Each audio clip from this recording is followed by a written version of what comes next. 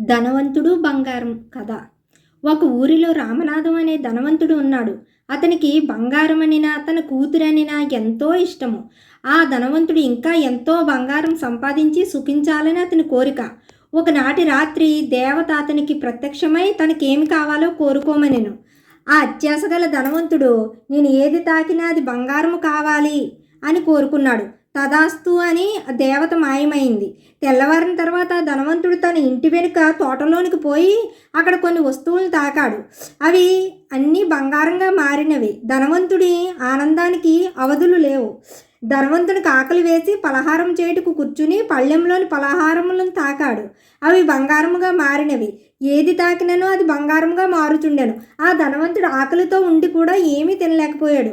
ఇంతలో తన ముద్దుల కూతురు పరుగున వచ్చింది. సంతోషంతో ఆమెను ఎత్తుకుని ముద్దాడాడు. ఆమె కూడా బంగారు ప్రతిమగా మారిపోయింది. అప్పుడు ధనవంతునికి తన తప్పు ఏమిటో తెలిసింది. చాలా దుఃఖించాడు, బాధపడ్డాడు.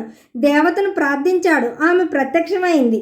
తనను క్షమించమని, ఇచ్చిన వరమును తిరిగి తీసుకోమని వేడుకున్నాడు. ధనవంతుని కోరికను మన్నించి దేవత ఒక కూజాతో కొంత నీరు ఇచ్చి దీనిని బంగారంగా మారిన వస్తువుల మీద చల్లితే అవి మళ్ళీ యథాస్థితికి వచ్చునని చెప్పి ఆ దేవత అదృశ్యమైనది.